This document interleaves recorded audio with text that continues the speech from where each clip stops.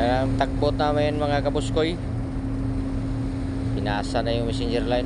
Oh. Malapit na kami dikit, malapit na pantalan. Yan, birahin na yan, bira-bira. Birahin na yan yung mga crew sa barko.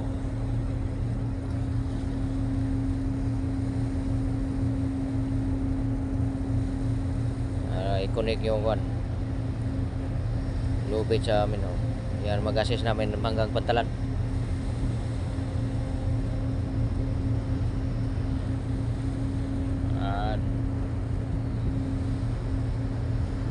Midnight yung alongside namin mga kabuskoy. Wala kaming loading dito, 2 bay. Yan, barko namin. Doon, no, pantalan na yun, maliwanag doon sa lapit na mga kadaong.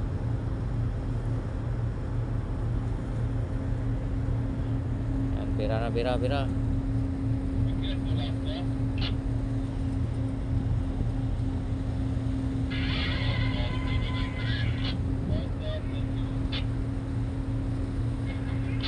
Pasa na.